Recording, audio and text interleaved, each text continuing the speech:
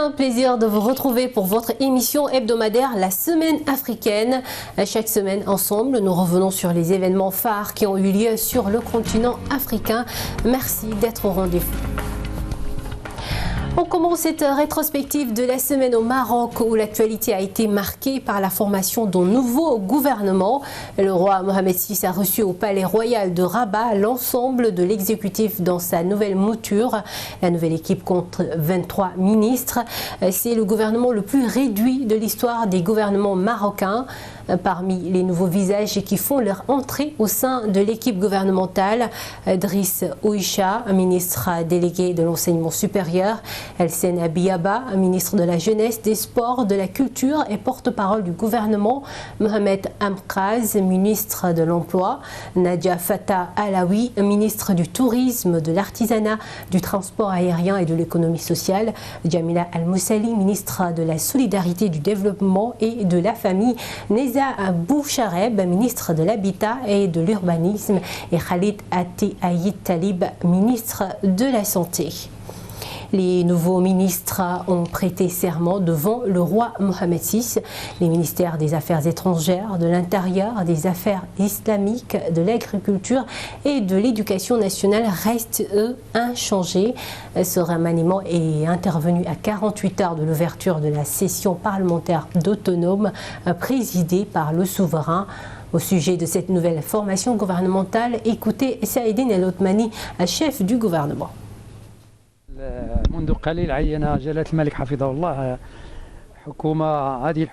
Sa Majesté le roi Mohamed VI vient de nommer le gouvernement dans sa deuxième mouture. Nous avons respecté les critères que le souverain avait énoncés dans le discours du trône, avec en premier lieu la réduction du nombre de portefeuilles. Le gouvernement est passé de 39 ministres à 23. Cette réduction est importante. Nous avons aussi, conformément aux vœux exprimés par le souverain, intégré de nouvelles compétences tout en accordant une place à la femme et à la jeunesse. Laisser une place aux jeunes non seulement à des postes importants de l'État, mais aussi au sein du gouvernement.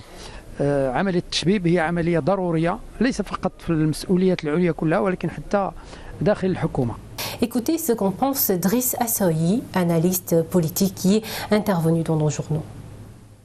Remaniement qui peut être considéré comme étant un point d'inflexion dans l'histoire récente des gouvernements du Maroc. D'abord, c'est une impulsion qui a été faite par le roi Mohamed VI dans son dernier discours de la fête du trône, et il a demandé à ce qu'on puisse présenter un gouvernement plus ramassé, plus efficace, plus enclin à livrer du contenu de politique publique que des ministres qui s'empêtrent dans des querelles intestines partisanes. Et aujourd'hui, je pense que le profil de ceux qui ont été retenus, de ceux qui ont été maintenus ou redéployés, répond à cette considération-là, et que finalement, aujourd'hui, vous l'avez souligné au niveau de la présentation de votre journal, c'est le gouvernement le plus resserré, le plus ramassé de l'histoire du Maroc. Direction la Tunisie avec 52 sièges. Le parti Ennahda de Rached Ghannouchi devance la formation Kalb Tounes du candidat à la présidentielle Nabil Karoui qui récolte 38 sièges. Ce sont les résultats préliminaires officiels des élections législatives annoncées mercredi soir par l'instance supérieure indépendante pour les élections. Plus de détails dans le reportage de notre correspondant à Tunis, Najwa Becha. Selon les résultats préliminaires officiels annoncés mercredi 9 octobre par l'instance supérieure indépendante pour les élections, le parti d'inspiration islamiste Ennahda est arrivé en tête des législatives de dimanche avec 52 sièges, en recul par rapport aux 69 sièges de la précédente mandature. Le parti au cœur de la Tunisie, créé en juin par Nabil Karoui, candidat à la présidentielle, est classé deuxième avec 38 députés. Mouvement Ennahda, 52 sièges. Kalb Tounes, 38 sièges. Courant démocrate, 22 sièges. La coalition de la dignité, 21 sièges. Le paysage politique en Tunisie ne cesse de réserver des surprises. Celle d'aujourd'hui était juridique par excellence. Avant seulement 48 heures de l'achèvement de la campagne dédiée à la présidentielle, la Cour de cassation a prononcé son jugement pour la libération immédiate de Nabil El-Karoui après 46 jours de détention. À savoir que l'homme d'affaires Nabil El-Karoui affrontera dimanche 13 octobre Qaïs Saïed au second tour de la présidentielle anticipée. Je pense que c'est une affaire de consensus. La libération de Nabil El-Karoui à ce moment confirme qu'il y a eu des concertations entre le parti Nahdha et le parti au cœur de la Tunisie. Et c'est logique, car aucun parti n'est en mesure de gouverner seul. Les résultats des législatives confirment l'émiettement du Parlement entre des formations profondément divergentes. On trouve à la 3e place le Parti social-démocrate Atayar du militant des droits de l'homme Mohamed Abou, suivi par Al-Karama, un mouvement islamo-populiste formé récemment par l'avocat Saifeddin Makhlouf. Avec ces résultats, le Parlement serait extrêmement morcelé entre des partis peu enclins à négocier après une campagne à couteau tiré. L'éparpillement des voix dans ces législatives ouvre sans doute sur une période d'instabilité. Le jeu politique réservait quelques surprises en Tunisie. Maintenant, on parle des coalitions exigées, même entre les dissemblables. Najwa Bécha, Médien TV, Tunis. Toujours concernant la Tunisie, la campagne électorale déjà riche en coups de théâtre a connu dans la soirée du mercredi 9 octobre un nouveau rebondissement avec la libération du candidat Nabil Karoui, détenu depuis près de 7 semaines dans le cadre d'une affaire d'évasion fiscale et de blanchiment d'argent. La justice lui aura donc accordé 48 heures in extremis pour mener campagne pour le second tour de l'élection présidentielle qui se tiendra ce dimanche 13 octobre. Pour Kader Abdelrahim, chercheur de l'Institut des relations internationales et stratégiques, le feuilleton rocambolesque présidentiel met à mal la jeune démocratie tunisienne. Écoutez plutôt son analyse. De toute façon, maintenant, ça paraît un peu compliqué puisqu'il reste encore quelques jours. De toute manière, il faut que cette élection se tienne et elle aura lieu à la date fixée. Mais en même temps, c'est quand même surréaliste cette situation. On peut quand même se le dire, d'un candidat à une élection présidentielle qui est qualifié pour le second tour et qui ne peut même pas faire campagne. On peut se poser la question de savoir si on n'a pas cherché à l'empêcher d'aller au-devant de ses compatriotes pour leur expliquer ce qu'il souhaiterait faire si jamais il était élu. Ça ressemble quand même à une arrestation et à une incarcération très politique. Et il semblerait que certains réflexes de l'ancien régime soient à nouveau aujourd'hui ou encore, je ne sais pas, considérablement présents dans l'administration. C'est regrettable, mais c'est surtout très regrettable pour la jeune démocratie tunisienne qui aujourd'hui n'offre pas un spectacle très louable. Le gouvernement gabonais a subi un réaménagement au lendemain du dernier Conseil des ministres. Par décret présidentiel, l'équipe Julien Ngeko Bekale voit à son tour de nouveaux visages. Que pense la population de ce remaniement gouvernemental? Notre reporter à Libreville, Ahmad Eva Kabeni, a posé la question. Regardez son reportage. L'annonce a fait l'effet de surprise dans la nuit du vendredi. Le Premier ministre gabonais Julien Ngeko Bekale, par décret présidentiel, a effectué un réaménagement au sein de son gouvernement avec 2 nouveaux visages, un qui fait son retour et une éviction. Ce matin, dans les rues de Libreville, la presse écrite relaie l'information. Les avis sont partagés. Nous ne voulons pas les gens qui viennent seulement pour le prestige, que je suis nommé ministre, je suis nommé ceci, cela. Pour moi, c'est mon point de vue. On peut nommer même un enfant de 30 ans dans un poste, mais si pour celui qu'il est un homme capable de faire ce qu'il veut, ou bien ce qu'on lui a dit de faire, il mérite. J'estime par ailleurs qu'il est important que ces membres du gouvernement qui ont la lourde des responsabilités, il est peut-être temps que les choses changent, qu'ils ne fassent pas leurs intérêts et qu'ils fassent l'intérêt du peuple gabonais. Mais rien n'a véritablement changé, juste quelques départements ministériels qui ont joué au jeu de la chaise musicale. Le tourisme quitte le transport pour être au commerce, les travaux publics désormais affectés au transport. Ce qui d'ailleurs laisse indifférents les journalistes de cette rédaction publique. Un ministre, c'est un ouvrier de la République. Il vient pour mettre en musique. il vient pour continuer le projet. Ce n'est pas forcément son projet, c'est un projet de l'ensemble du gouvernement. Le projet du chef de l'État, un projet pris peut-être en Conseil des ministres qu'il devrait mettre en musique dans son département. La nouvelle équipe Julien Kogué-Bekale 2, tel annoncé, est attendue au pied du mur dès la semaine prochaine. On passe à présent à la deuxième partie de la semaine africaine dans nos émissions de débat. Et avec nos invités cette semaine, nous sommes intéressés aux changements provoqués par l'ère du numérique dans le domaine de l'éducation et de la formation. Depuis Abidjan, Thomas Eyouman a reçu le conseiller du directeur de l'université virtuelle de Côte d'Ivoire, Ly Almami. Les universités virtuelles sont en plein essor sur le continent africain. Celle de Côte d'Ivoire forme 8000 étudiants. Alors, comment fonctionne l'université virtuelle? Quelle différence avec une université classique? Écoutez la réponse de Ly Almami. Comment ça se passe? Notre modèle pédagogique est relativement simple. Nous avons plusieurs plateformes, dont une plateforme de formation à distance. Nous avons choisi la technologie Moodle. Pour celle-là, on a une plateforme de communication et d'échange. Ces deux plateformes permettent l'une aux étudiants, donc la première, la plateforme Moodle aux étudiants, de pouvoir recevoir leurs cours, et puis l'autre, pouvoir communiquer avec les enseignants, les encadreurs et l'administration.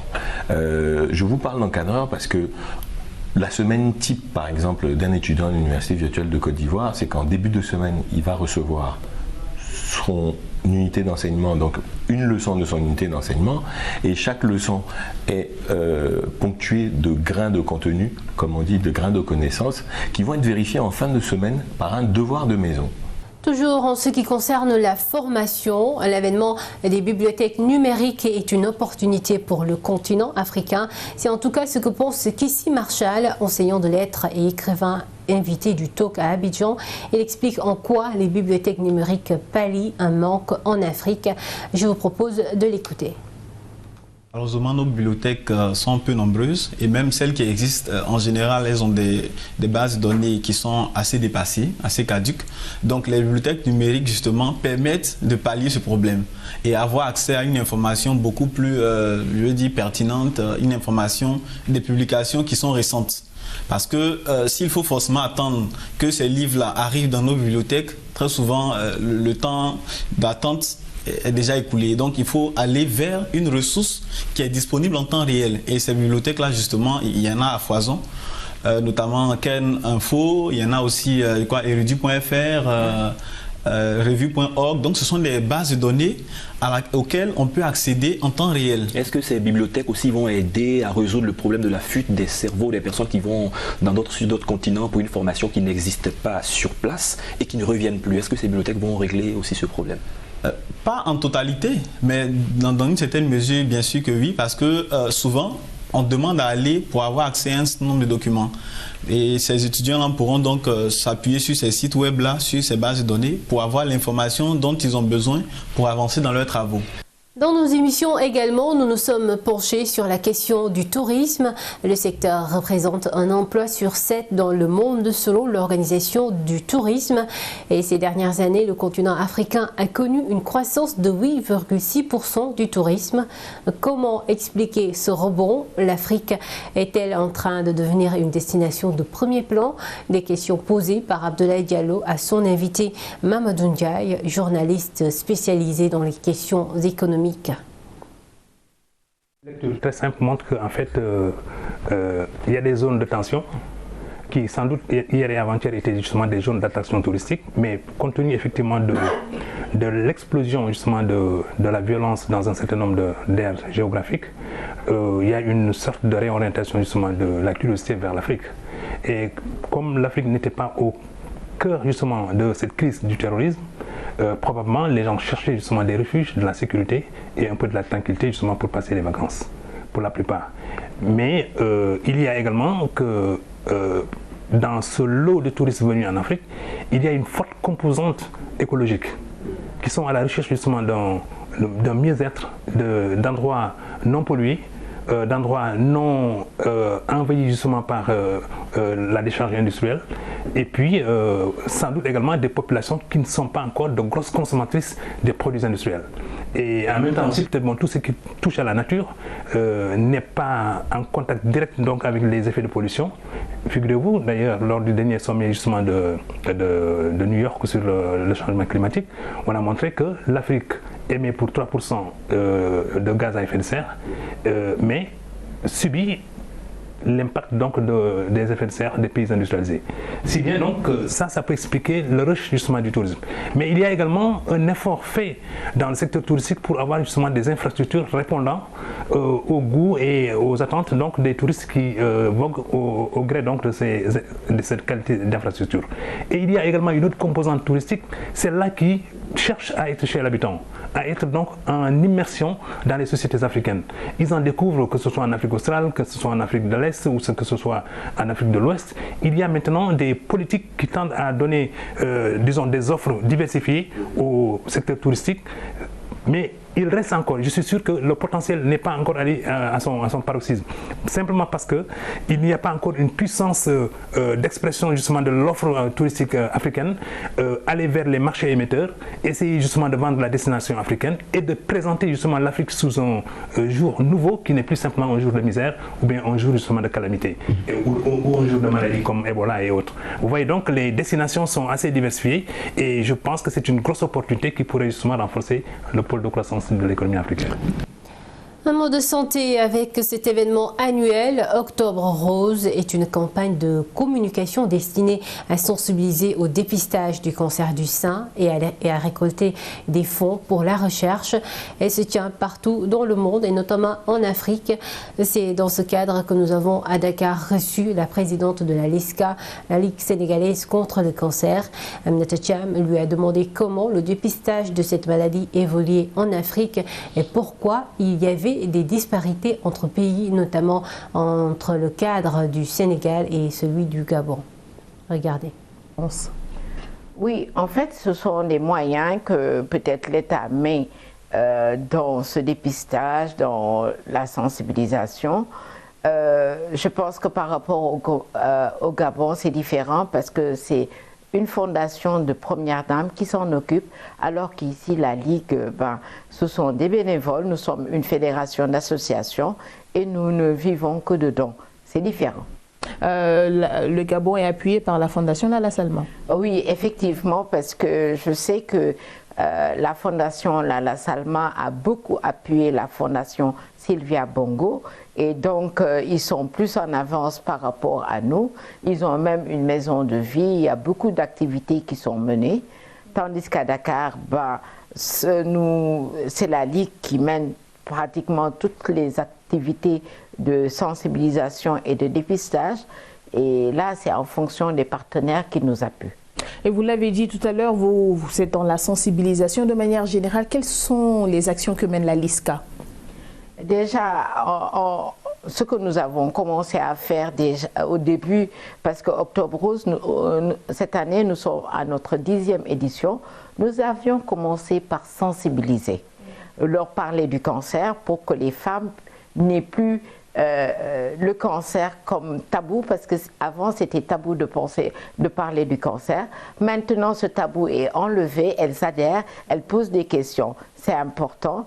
Nous organisons des journées de dépistage.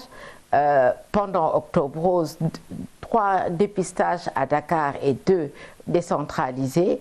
Et c'est ce qui nous fait prendre en charge des malades.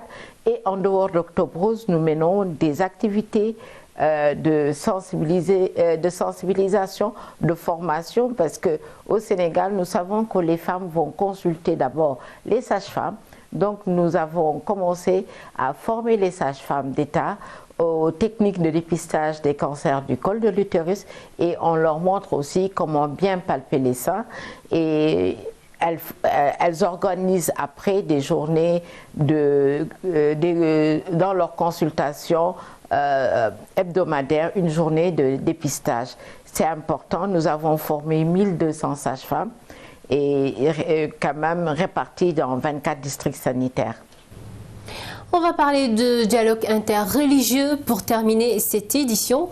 À Rabat, Khadija Ihsan a reçu cette semaine Monseigneur Cristobal Lopez Romeo, archevêque de Rabat. Il a été nommé cardinal. Il estime que sa nomination est une initiative qui vise à promouvoir le dialogue interreligieux et à remercier le Maroc pour son engagement en faveur de ce dialogue entre les religions. Je vous propose de l'écouter.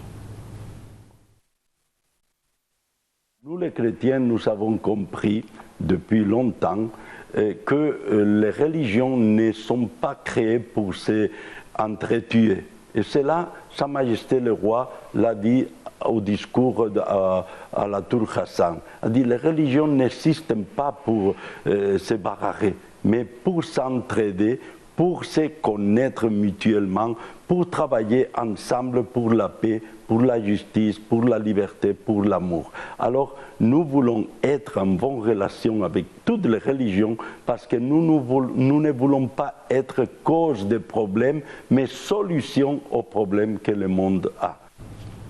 Et le dialogue interreligieux en musique. Avant de refermer cette émission, nous vous parlons d'un événement culturel, l'ouverture de la saison musicale de l'Orchestre Philharmonique du Maroc. Et pour cette ouverture se tient une série de concerts baptisés Les religions à l'unisson. Caroline Saunier, directrice déléguée de la Fondation Ténor pour la culture, était notre invitée à Rabat. Khadija Ihsan, qui l'a reçu, lui a demandé comment l'Orchestre Philharmonique du Maroc illustrait cette ode au dialogue interreligieux et à la tolérance. Regardez. Comment est-ce qu'on illustre le thème des religions à l'unisson? On l'illustre par deux façons. D'abord en invitant des artistes des trois religions. Donc nous avons un artiste de confession musulmane, une artiste de confession juive et un artiste de confession chrétien sur scène.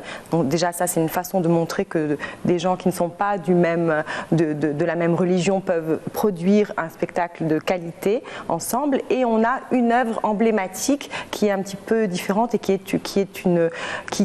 démontre cette capacité de dialogue interreligieux. Donc il y a eu l'Ave Maria de Cassini en 2016, nous avons eu d'autres œuvres. Cette année, nous allons illustrer ce concert, ce cycle des religions à l'unisson avec l'Ave Maria de Schubert, qui est peut-être l'Ave Maria le plus connu sur lequel nous allons faire cet arrangement. L'arrangement sur Cassini était un arrangement fait par l'Orchestre Philharmonique du Maroc. Nous allons faire la même chose sur l'Ave Maria de Schubert. Et voilà, c'est la fin de cette rétrospective de l'actualité de la semaine. Merci à vous de l'avoir suivi. Rendez-vous la semaine prochaine pour un nouveau numéro. Et c'est l'ensuite des programmes sur Média TV Afrique.